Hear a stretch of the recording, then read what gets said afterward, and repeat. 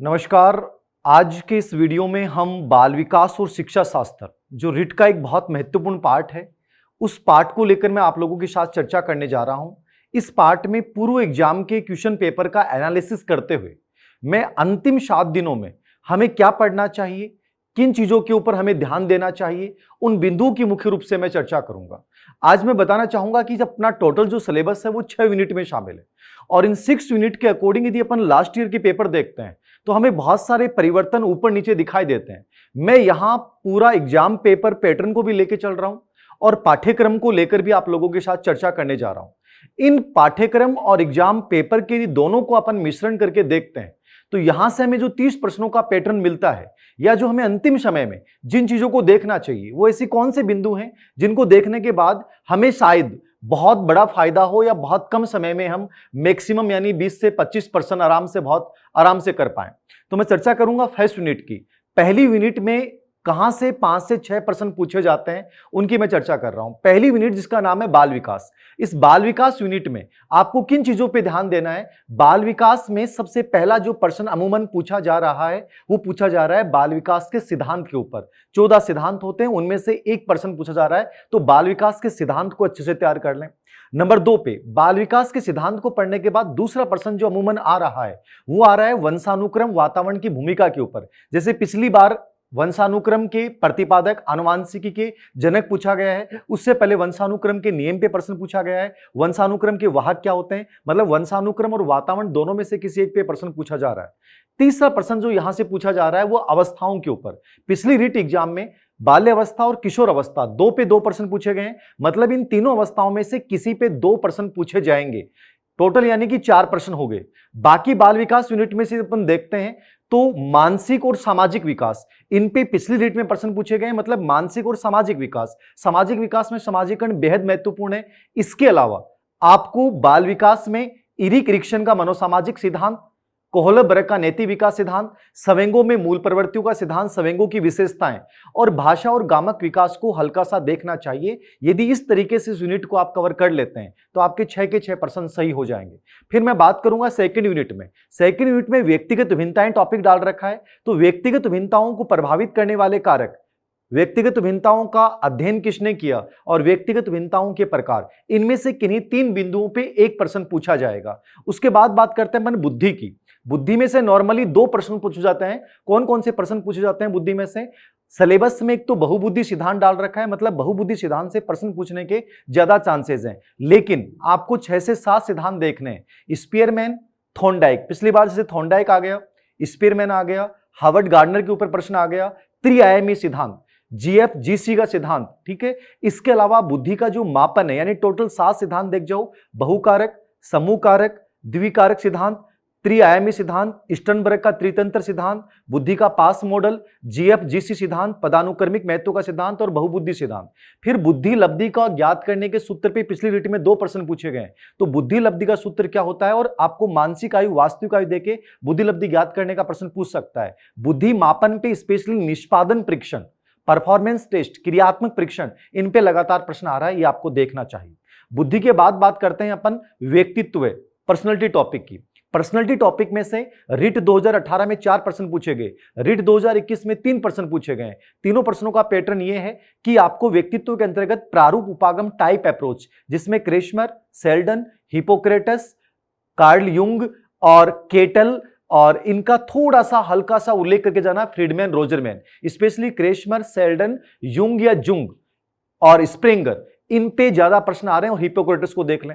दूसरा प्रश्न व्यक्तित्व में से पूछा जा रहा है वो मापन पे आ रहा है, और मापन में स्पेशली आत्मनिष्ठ वस्तुनिष्ठ पे बहुत कम प्रश्न आते हैं। प्रोजेक्शन मेथड पे प्रश्न आ रहा है। पिछली रीट में प्रक्षेपी विधियों पे 2 प्रश्न पूछे गए, मतलब इंपॉर्टेंट पार्ट है। और तीसरा प्रश्न व्यक्तित्व में से पूछा जा रहा है या तो प्रभावित करने वाले कारक, वंशानुक्रम वातावरण की भूमिका, या अंतःस्रावी ग्रंथियां। ये बाल विकास में भी प्रश्न पूछ लेता है, अंतःस्रावी ग्रंथियां। जैसे पिछली रीट में प्रश्न पूछा गया एस्ट्रोजन, एस्ट्रोजेंस, ये किसमें पाए जाते हैं? पुरुष में पाए जाते हैं। तो अंतःस्रावी ग्रंथियों पे एक प्रश्न बन सकता है, वंशानुक्रम वातावरण की भूमिका पे। इसके अलावा सिगमंड फ्राइड, नव फ्राइडवाद और आल्पोर्ट केटल, इन पे सिद्धांतों में प्रश्न आ रहे हैं। पिछली रीट में केटल पे 2 प्रश्न पूछे गए, तो आल्पोर्ट केटल में इंपॉर्टेंट है, आल्पोर्ट इंपॉर्टेंट है, आपका कार्ल युंग एडलर नव फ्राइडवाद में केरोन हार्नी, इरिक फ्रॉम, और फ्राइडवाद में कंप्लीट सिगमंड फ्राइड को अच्छे से तैयार करके जाना है। और व्यक्तित्व आविष्कारिका में MMPI मिनीसोटा बहुपक्षीय व्यक्तित्व अनुसूची को तैयार करना है। उसके बाद हम बात करते हैं 30 यूनिट की ओर चलते हैं अपन, समायोजन टॉपिक। एडजस्टमेंट आप यूनिट वाइज भी नहीं देखें, जो मैं टॉपिक वाइज बता रहा हूं उसके अकॉर्डिंग देख लें। समायोजन जो टॉपिक है एडजस्टमेंट, उसमें 1 या 2 प्रश्न आते हैं। अमूमन जो प्रश्न पूछा जाता है या तो समायोजन की प्रकृति के ऊपर, समायोजन को कुप्रभावित करने वाले कारक में स्पेशली दबाव, स्ट्रेस और एंजाइटी और द्वंद्व संघर्ष के प्रकार, उपागम उपागम, परिहार परिहार, बहुउपागम, इनमें से किसी पे एक प्रश्न पूछा जाएगा। और दूसरा प्रश्न समायोजन में से समायोजन रक्षा तंत्र, समायोजन डिफेंस मैकेनिज्म, उसमें प्रधान और गौण जो युक्तियां होती हैं उनको आपको समझना है, वहां से एक प्रश्न आता है। उसके बाद अपने अगले टॉपिक में चलते हैं, विशिष्ट बालक। विशिष्ट जो बालक हैं उस टॉपिक के अंतर्गत लगभग 3 प्रश्न आते हैं।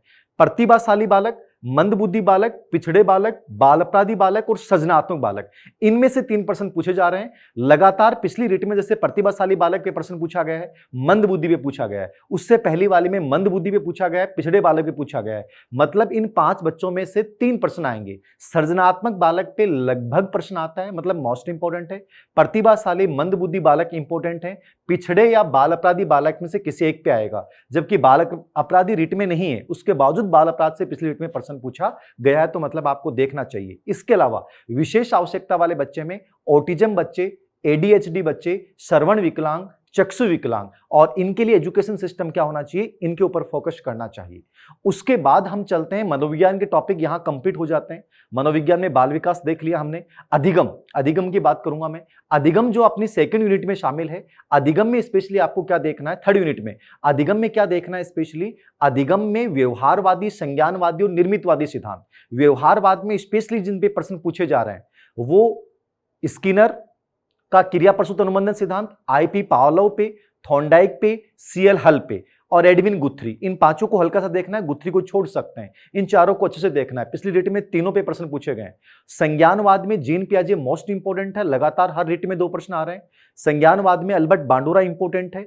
अंतर्दृष्टि का सिद्धांत बहुत महत्वपूर्ण है, इनको स्पेशली आपको देखना है। ट्रांस ऑफ लर्निंग देखना है। अधिगम की कठिनाइयां जो चौथी यूनिट में भी डाला गया है और अधिगम में भी शामिल है, तो दूसरी और तीसरी, चौथी, इन दोनों यूनिट में इसका जिक्र है। तो आप इस पर्सन को लर्निंग डिफिकल्टीज को देख के जाएं, विशेष आवश्यकता वाले बच्चे में भी ये आता है, तो लर्निंग डिफिकल्टीज को आप अच्छे से तैयार कर लें। इसके अलावा अधिगम में निर्मितवाद कंस्ट्रक्ट की थ्योरी लास्ट यूनिट में नहीं आया है, लेकिन उसके बावजूद ये बहुत इंपॉर्टेंट थ्योरी है, निर्मितवाद देखना चाहिए। अधिगम को प्रभावित करने वाले कारक और अधिगम की प्रक्रिया और अधिगम के अनुच्छेद, ज्ञानात्मक, भावात्मक और मनोगत्यात्मक या क्रियात्मक, इसको अच्छे से देख के जाएं। रीट 18 में भी प्रश्न पूछा गया है, रीट 21 में भी पूछा गया है। तो डोमेन्स ऑफ लर्निंग एक इंपॉर्टेंट बिंदु है। तो अधिगम से लगभग 6 प्रश्न आते हैं, विकास में से लगभग 6 प्रश्न आते हैं, बुद्धि में से लगभग 2 प्रश्न आते हैं, समायोजन में से लगभग 2 प्रश्न आते हैं, विशिष्ट बालक में से लगभग 3 प्रश्न आते हैं, व्यक्तिगत भिन्नता में से लगभग 1 प्रश्न आता है। और आपका मोटिवेशन टॉपिक में से 2 प्रश्न पूछे जाते हैं। मोटिवेशन टॉपिक में आपको किन चीजों को देखना है, प्रेरकों का वर्गीकरण, स्पेशली अब्राहिम मेस्लो का आवश्यकता पदानुक्रम सिद्धांत मोस्ट इंपॉर्टेंट, अभिप्रेरणा के प्रकार, आंतरिक और बाह्य विप्रेरणा, लगभग यहां से प्रश्न आता है। और मोटिवेशन सर्किल, अभिप्रेरणा चक्र क्या होता है, इसको देख के जाना है। अधिगम में विप्रेरणा की भूमिका, इन बिंदुओं को देख लेंगे, 2 प्रश्न आपके मोटिवेशन से सही हो जाएंगे। व्यक्तित्व में से मैंने बताया कि 3 प्रश्न आते हैं, तो मनोविज्ञान के टॉपिक यहां आपके कंप्लीट हो जाते हैं। बाल विकास, अधिगम, विशिष्ट बालक, व्यक्तिगत भिन्नता, व्यक्तित्व, समायोजन, बुद्धि, इन टॉपिक को आप तैयार कर लेते हैं तो लगभग 24 प्रश्न आपके यहां से आ जाएंगे। बाकी जो 6 प्रश्न बचते हैं वो आते हैं पेडागोजी, शिक्षा शास्त्र में से। शिक्षा शास्त्र में आपको किन टॉपिक को देखना है, पहला टॉपिक शिक्षण अधिगम प्रक्रिया, टीचिंग लर्निंग प्रोसेस, जिसमें स्पेशली शिक्षण के प्रकार, वेरिएबल्स, शिक्षण के फार्मूले, शिक्षण के सिद्धांत और स्पेशली प्रकार में स्मृति, बोध, चिंतन स्तर और ब्लूम टेक्सोनोमी लीड कर रहा है। ब्लूम टेक्सोनोमी आपके टीचिंग मेथड में उपयोगी है, तो ब्लूम टेक्सोनोमी को अच्छे से देख के चले जाएं। उसके बाद मैं चर्चा कर रहा हूं, ब्लूम टेक्सोनोमी पढ़ने के बाद दूसरा टॉपिक आप पढ़ेंगे एनसीएफ 2005। एनसीएफ 2005 में स्पेशली इसके मार्गदर्शक सिद्धांत, एनसीएफ 2005 में दूसरा अध्याय, एनसीएफ 2005 में आकलन संबंधी सुझाव, एनसीएफ 2005 में लर्निंग संबंधी क्या क्या बातें की गई हैं, यदि इनको देख लेते हैं और पाठ्यक्रम संबंधी सुझाव जो है इस विषय के अनुसार यहां से 100% प्रश्न आएगा और टीचिंग मेथड में भी आता है। आरटी 2009 एक प्रश्न आएगा, चौथा अध्याय सिलेबस में है, तो चौथे अध्याय में विद्यालय और शिक्षक की भूमिका अच्छे से पढ़ के जाएं। इसके अलावा आरटी 2009 का थोड़ा सा इतिहास और पहला, दूसरा, तीसरा अध्याय भी देखना चाहिए, लेकिन चौथा अध्याय सिलेबस में वहां से प्रश्न जरूर आएगा। उसके बाद हम बात करते हैं उपलब्धि परीक्षण, अचीवमेंट टेस्ट, निदानात्मक परीक्षण और उपचारात्मक परीक्षण। इन तीनों में से किसी एक पे एक प्रश्न आएगा। पिछले एग्जाम में उपलब्धि पे भी पूछा गया है और रिमीडियल पे भी पूछा गया है, तो इन तीनों में से किसी एक पे प्रश्न पूछा जाएगा। चौथा प्रश्न मापन और मूल्यांकन से पूछा जाता है। मापन और मूल्यांकन में स्पेशली मूल्यांकन के प्रकार, मूल्यांकन के उद्देश्य और मूल्यांकन की विशेषताएं उपलब्धि परीक्षण और मूल्यांकन दोनों की सेम होती हैं। विश्वसनीयता, वैधता, वस्तुनिष्ठता, व्यापकता, विभेदकारिता, इनको अच्छे से तैयार करके जाएं और मूल्यांकन के प्रकार अच्छे से देख के जाएं, जिसमें परिमाणात्मक, गुणात्मक मूल्यांकन के अलावा रचनात्मक मूल्यांकन और योगात्मक मूल्यांकन, इनको अच्छे से समझ के जाएं। इसके साथ आपको आकलन असेसमेंट, जिसमें अधिगम के लिए आकलन, अधिगम के रूप में आकलन और अधिगम का आकलन, ये भी हल्का सा देखना चाहिए।